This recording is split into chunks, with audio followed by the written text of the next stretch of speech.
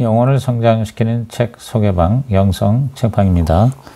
오늘은 존 비비어의 은사, 영어 원 제목은 Multiply Your God-Given Potential, 즉 하나님이 주신 잠재력을 극대화하라. 부제목은 내 안의 은사를 배가할 것인가 묻어둘 것인가, 내 안의 은사를 배가할 것인가 묻어둘 것인가. 두란노에서 나왔고요. 2022년 2월 23일 날 초판본이고 312페이지입니다. 저자 존 비비어에 대한 소개를 책 날개를 통해서 올립니다. 존 비비어, 강연을 통해 그리스도인의 영적 각성을 촉구하는 탁월한 강사요, 사랑받는 베스트셀러 작가다. 1979년 퍼듀 대학교에서 기계공학을 전공할 당시 예수를 구주로 영접했고, 그때부터 캠퍼스 전역에서 열정적으로 예수님을 전했다. 학창시절 그의 계획은 졸업한 후 명문대학교에 진학해 MBA를 받고 멋진 여자와 결혼을 하고 미국 유수의 기업에 취직해 고위 관무로 올라가는 것이었으나 하나님의 계획은 달랐다. 하나님은 그를 하나님의 사역자로 부르셨고 그는 기쁜 마음으로 순종했다. 그리고 지금까지 담대함과 열정을 가지고 타협 없는 진리를 선포하며 가르치고 있다. 그는 아내 리사와 함께 1990년에 메신저 인터내셔널을 세웠다. 미국, 호주, 영국에 지부를 두고 있는 이 단체는 지역교회가 부흥할 수 있도록 돕고 지역과 언어를 뛰어넘어 다양한 사역자들에게 사역에 필요한 여러 자원을 제공하는 데 힘쓰고 있다.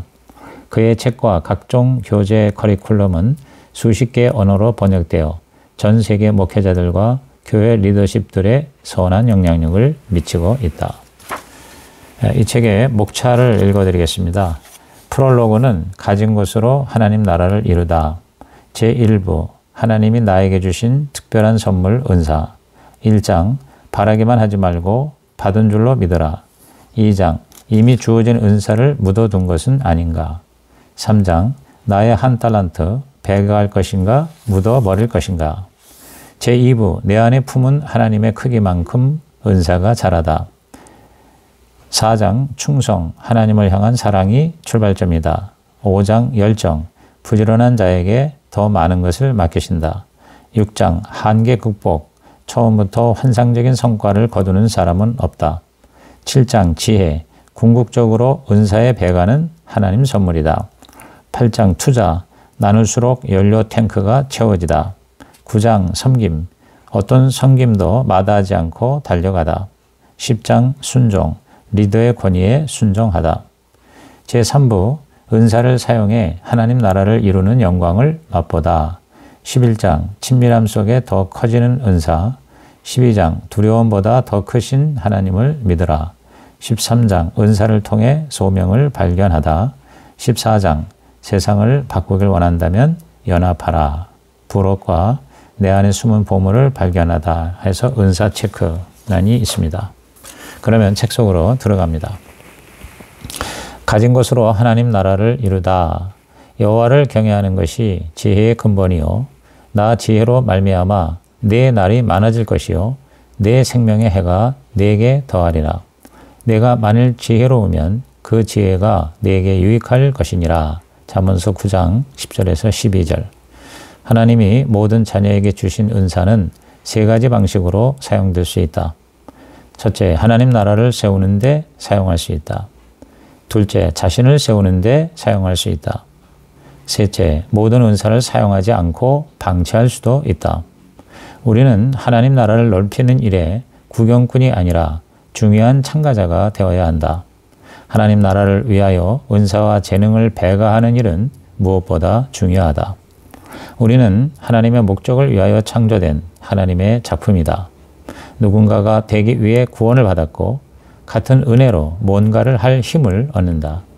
우리가 하는 모든 일은 우리의 정체성에서 흘러나온다. 이 일은 우리에게 힘을 준다.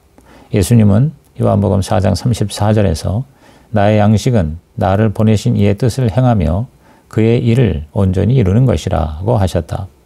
양식은 우리를 강하게 한다. 우리의 양식도 주님처럼 우리를 보내신 주님의 일을 하는 것이다. 그러므로 예수님의 뜻을 행하지 않으면 우리는 약해진다. 믿음이 약해지는 주된 원인 중에 하나는 행함의 부족 때문이다. 반면에 우리가 하는 일은 우리를 강하게 만든다. 하나님은 우리가 태어나기 전에 우리를 위한 일을 설계하셨다. 그러나 그 일을 계획대로 행할지는 우리에게 달려있다. 당신이 주목해야 할 세 가지 사실이 있다. 첫째, 하나님은 당신이 받은 소명을 이루는 것을 간절히 원하신다. 둘째, 소명을 이루는 과정은 한 차례의 사건이 아니라 말 그대로 여정이니 조바심을 버리라. 셋째, 당신은 이 책에서 소명을 발견하고 개발하기 위한 통찰을 얻게 될 것이다. 우리가 하나님의 부르심에 순종하고 충성을 다하지 않는 결과는 자신만이 아니라 우리의 후손에게까지 악영향을 미친다. 많은 열매는 하나님이 아닌 자신에게 달려있다. 여기서 중요한 것은 자유의 의지와 지혜이다. 우리가 좋은 것을 선택해야 하고 무엇을 어떻게 해야 할지 지혜가 있어야 한다. 대부분의 사람이 모르는 숨은 비밀이 있다. 이 책은 바로 그 비밀에 관한 것이다. 제1부 하나님이 나에게 주신 특별한 선물 은사 1장 바라기만 하지 말고 받은 줄로 믿어라. 우리에게 주신 은혜대로 받은 은사가 다르니 그 은사를 사용할 것이니라. 로마서 12장 6절에서 8절. 성경적 은혜에는 하나님의 구원의 선물만 있는 것이 아니다. 하나님이 우리의 삶을 위해 능력을 주시는 것도 은혜이다. 고린도후서 12장 9절에서 바울은 내 은혜가 네게 족하도다. 이는 내 능력이 약한 데서 온전하여짐이라 하신지라고 했다. 바울은 자신의 능력이 아니라 하나님의 능력을 자랑했다. 그것은 하나님의 능력, 하나님의 은혜를 의지해야 한다는 것이다. 하나님이 우리를 위해 예비하신 운명은 우리의 능력 밖에 있는 것이다. 하나님이 주신 일을 우리의 능력으로 감당하는 것은 절대적으로 불가능하다. 하나님의 일을 우리의 힘으로 한다는 것은 하나님의 영광을 우리의 것으로 하겠다는 것이 되기 때문이다. 하나님은 우리가 철저히 그분의 은혜를 의지하도록 일부러 소명을 우리의 힘으로는 이루지 못하도록 만드셨다. 우리는 은혜로 주어지는 능력이 무엇인지 물어야 한다. 그것을 우리는 은사, 즉 카리스마라고 부른다. 카리스마란 개인이 특별한 능력을 갖추도록 특정한 은혜를 받는 것이다. 은사에는 태어날 때 받는 은사도 있지만 하나님의 말씀으로 특정한 순간에 받는 은사도 있다. 어떤 은사는 복중에 잉태와 함께 주어지고 어떤 은사들은 나중에 찾아온다. 나는 글쓰기와 설교의 은사를 받았다. 그런데 내가 하나님의 뜻에 순종하기로 결심하기 전까지 그 카리스마는 내 삶 속에서 활성화되지 않았다. 나의 힘으로 노력하기를 그만두고 나자 인생이 풍요롭고 완전해졌다.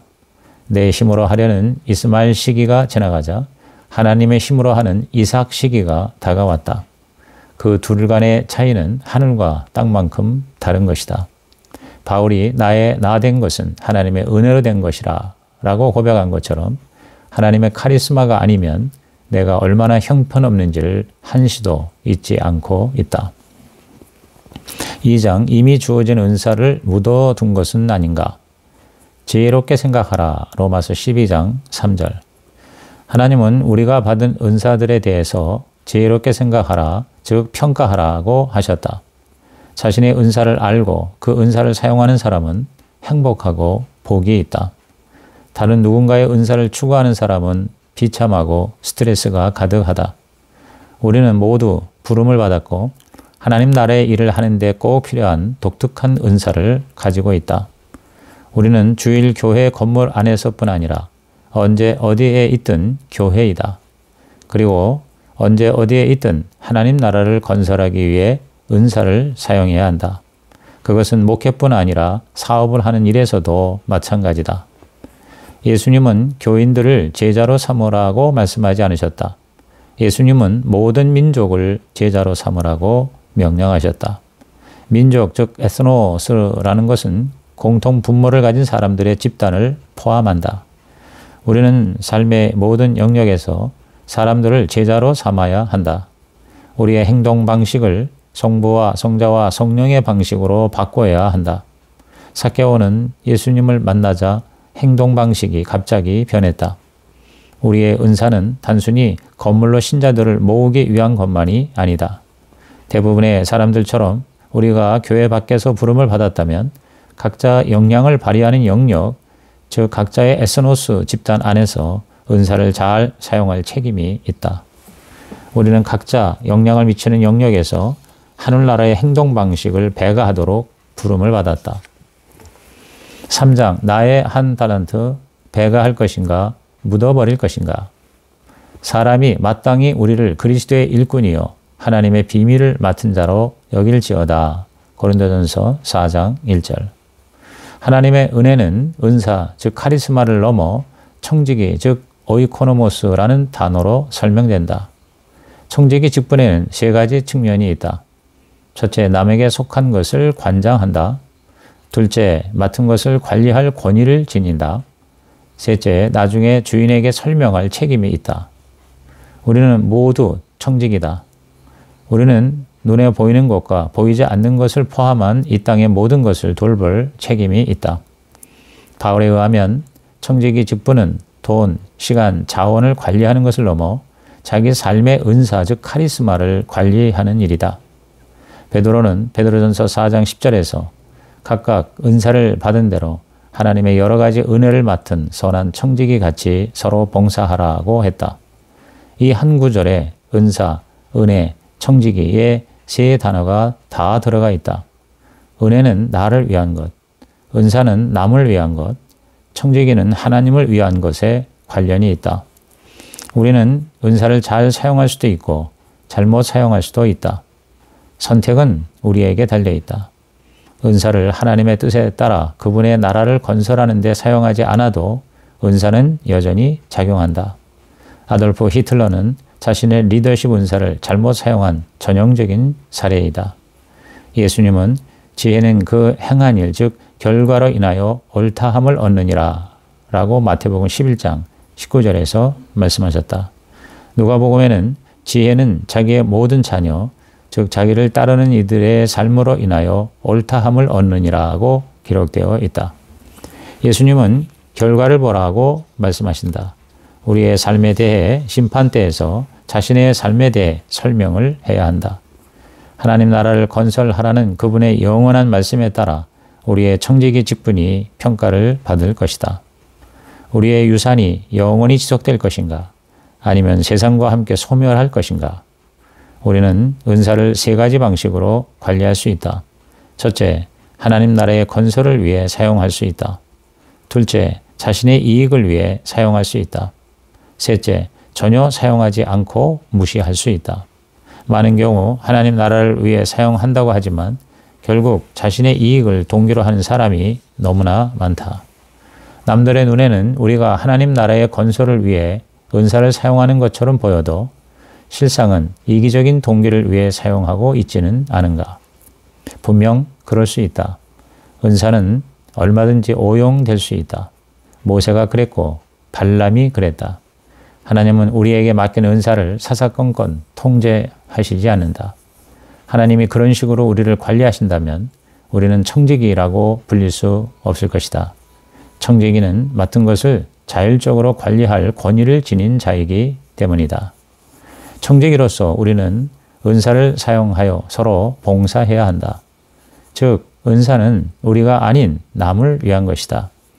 봉사하다는 단어 디아코네오는 해야 할 일에 초점을 맞추어 섬기다, 시중들다 라는 뜻이다. 우리는 자신의 은사에 대해 섬김의 태도를 유지해야 한다. 값없이 받은 것이므로 타인의 삶을 세워주는 일에 기꺼이 사용해야 한다. 은사는 어느 분야에 요긴한지에 상관없이 모든 은사는 하나님 나라의 건설에 중요하다. 창조주는 세상을 그렇게 설계하셨다. 은사를 사용하는 동기가 중요하다. 이기적 동기가 아닌 이타적 동기가 되어야 한다. 태도와 동기는 아무리 강조해도 지나치지 않다. 동기와 행동은 둘 다 중요하다. 우리가 재능을 사용할 때에 감추인 것들과 마음의 뜻이 심판대 앞에서 훤히 드러날 것이다.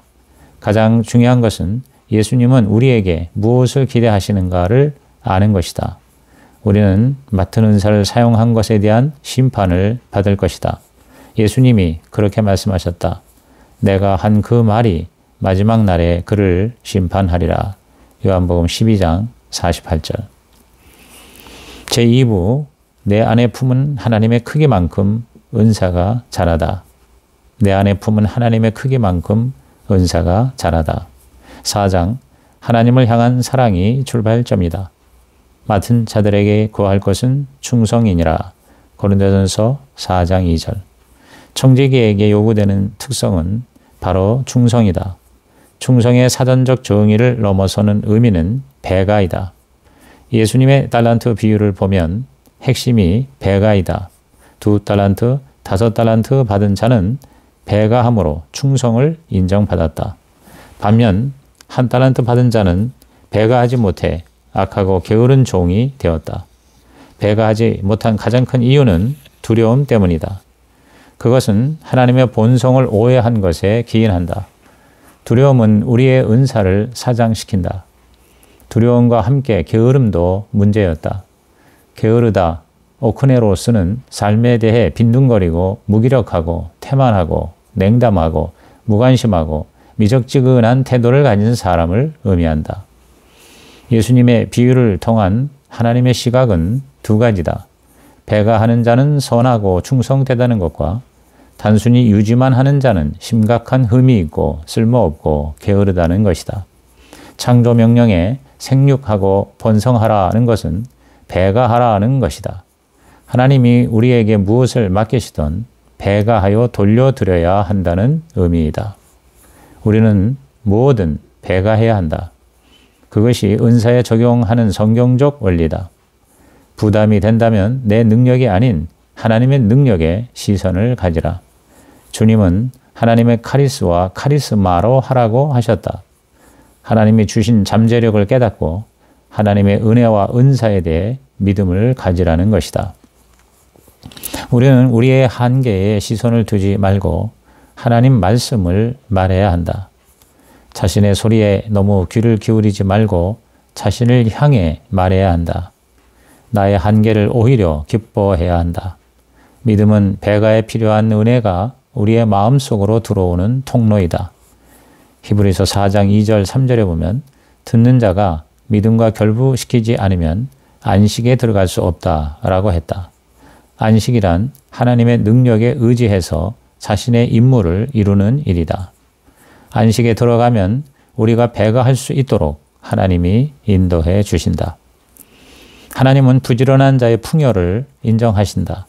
1달란트를 빼앗아 10달란트 가진 자에게 주라는 것은 다소 충격적이다. 그래서 5달란트 받은 자는 11개를 가지게 된 반면 1달란트 받은 자는 아무것도 없게 되었다. 그렇게 명하신 예수님은 무릇 있는 자는 받아 풍족하게 되고 없는 자는 그 있는 것까지 빼앗기리라 라고 하셨다. 하나님의 뜻은 더 많이 배가하는 이들에게 상을 주시는 것이다. 하나님은 부지런히 노력해서 성공하고 풍요를 누리는 것을 전혀 반대하시지 않는다. 우리의 마음이 하나님 나라의 건설을 향해 있고 우리가 풍요를 타인을 위해 사용하는 한 하나님은 우리가 풍요로워지기를 바라신다. 하나님은 물질을 반대하시지 않는다. 물질이 우리를 소유하는 것을 반대하실 뿐이다. 하나님 나라를 위한 사람은 물질을 쌓는 것에 만족하지 않는다. 그 물질을 하나님 나라 건설을 위해 사용하면서 만족감을 느낀다. 물질은 다른 사람을 세워주기 위한 도구일 뿐이다. 지혜로운 자는 도구와 사랑에 빠지지 않는다. 당신은 특별한 목적을 위해 창조되었다. 당신은 우리 왕의 영광을 위해 받는 것을 배가할 능력이 있다. 당신 안의 열정과 잠재력을 깨우라. 5장 부지런한 자에게 더 많은 것을 맡기신다. 지극히 작은 것에 충성된 자는 큰 것에도 충성되고 지극히 작은 것에 불의한 자는 큰 것에도 불의하니라. 누가복음 16장 10절. 현재 맡은 것을 열심히 배가하면 하나님이 높여주시고 더 큰 책임을 맡기시는 것이 하나님 나라의 법이다. 현상 유지하는 태도와 배가하는 태도 사이는 극명한 차이가 있다. 바울은 로마서 12장 11절에서 부지런하여 게으르지 말고 열심을 품고 주를 섬기라고 했다. 우리는 부지런히 일할 뿐 아니라 그 일에 열심을 품어야 한다. 믿음과 비전과 끈기는 배가의 매우 중요한 세 요소이다. 믿음과 비전과 끈기. 하지만 열정과 노력이 없다면 이 요소들은 아무런 소용이 없다. 열정은 수시로 변하는 감정이 아니라 마음의 굳은 결심에 뿌리를 두고 있다.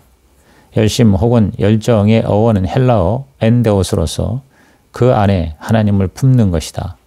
우리의 부지런과 열정은 감정이나 외적 환경이 아닌 하나님의 내주하심에서 비롯해야 한다.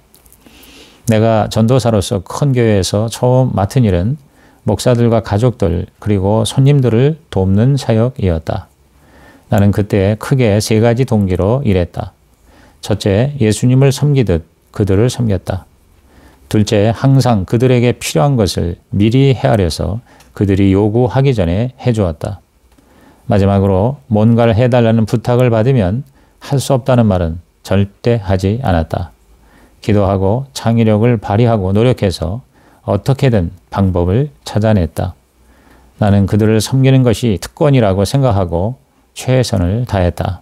그 이후 중고등부 담당 전도사로 사역했을 때에도 나의 순종과 노력이 하나님의 은혜를 만나 놀라운 배가의 역사가 나타났다. 예수님은 너희가 만일 남의 것에 충성하지 아니하면 누가 너희의 것을 주겠느냐라고 누가복음 16장 12절에서 말씀하셨다. 그것은 다음과 같은 말씀으로 바꿀 수 있다. 너희가 만일 남의 것을 배가하지 않으면 누가 너희 것을 너희에게 주어 배가하게 하겠느냐. 나는 지금의 메신저 인터내셔널의 사역을 시작하기 전 하나님의 음성을 들었다. 아들아, 내가 지난 7년간 남들의 사역을 섬기면서 충성스럽게 뿌린 씨앗으로 큰 수확을 얻게 될 것이다. 그 일이 곧 시작되어 오랫동안 지속될 것이다. 우리의 배가 된 주된 요인은 근면이었다. 너무나 열악한 환경에서도 우리는 기쁨으로 일했고 그 일을 특권으로 여겼다. 우리의 의욕은 내면에서 비롯했다. 그래서 수많은 실망과 메마른 시기 가운데에서도 포기하지 않을 수가 있었다. 나는 낙심하지 않을 힘이 매일 새벽 기도에서 왔다고 믿는다. 베드로는 우리 주 예수 그리스도의 은혜에서 자라가라고 베드로후서 3장 18절에서 말씀했다. 나의 글쓰기 은사도 처음에는 초라했고 아무도 책을 출판해 주지 않았지만 포기하지 않았을 때 처음 책 관계에는 전 세계적인 베스트셀러가 되었고 지난 25년 동안 지속적인 스테디셀러가 되었다.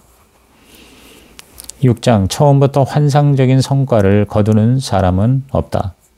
복을 주사 그들이 크게 번성하게 하시고 시편 107편 38절. 하나님은 우리의 불만족을 더 높은 수준의 배가를 위한 믿음의 자극제로 사용하신다. 아브라함이나 바울은 고난을 통해 남을 섬기는 높은 수준의 삶을 살았다. 하나님은 우리 자신을 위한 불만족을 기뻐하지 않으신다. 그러나 남들의 필요와 하나님 나라의 건설을 위한 불만족은 기뻐하신다. 우리의 거룩한 불만족은 배가를 위한 촉매제가 될 수 있다. 신자의 진정한 열매는 하나님 나라의 건설을 위해 남들에게 영향을 미치려는 강한 열정이다. 우리는 구원을 받을 때 섬김의 열정을 품은 존재로 다시 태어난다. 섬김의 열정은 거듭난 영의 본성이다. 그리스도의 신부가 입는 세마포는 하나님 나라를 위한 섬김이다. 예수님은 섬김을 위해 오셨다. 예수님은 나의 양식은 나를 보내신 이의 뜻을 행하며 그의 일을 온전히 이루는 이것이니라고 하셨다. 음식이나 양식이 없으면 우리의 몸은 오래 버틸 수 없다. 하나님 나라의 건설을 위해 섬기는 양식 없이는 오래 버틸 수 없다. 불만족을 채울 수 있는 양식이 있을 때 충성은 배가의 열매를 맺을 수 있는 것이다. 7장 궁극적으로 은사의 배가는 하나님 선물이다. 여러분이 무엇을 어떻게 해야 할지 모르겠거든 아버지께 기도하십시오. 그분은 기꺼이 도와주시는 분이십니다. 야고보 1장 5절. 하나님은 전략적으로 아이디어를 주신다. 성경에는 하나님이 허락하신 전략적 아이디어로 넘치고 있다. 성경은 지혜가 제일이라고 했다. 지혜, 즉 전략적 아이디어가 부족할 때 기도하면 하나님은 후히 주신다.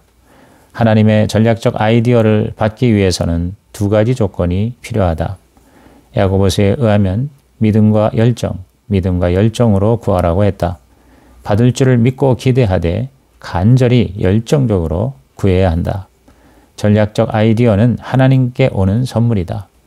이 아이디어를 받으면 훨씬 더 큰 열매로 가는 문이 열린다.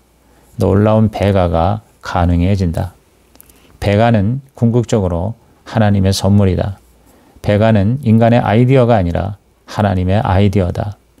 하나님은 내가 맡기는 모든 은사는 내 나라를 위한 배가를 위한 것이라고 하셨다. 그렇다고 배가해야 한다는 압박감에 짓눌릴 필요가 없다. 배가는 궁극적으로 하나님의 선물이기 때문이다. 이상 존 비비어의 은사 제1편 발췌 요약을 마칩니다.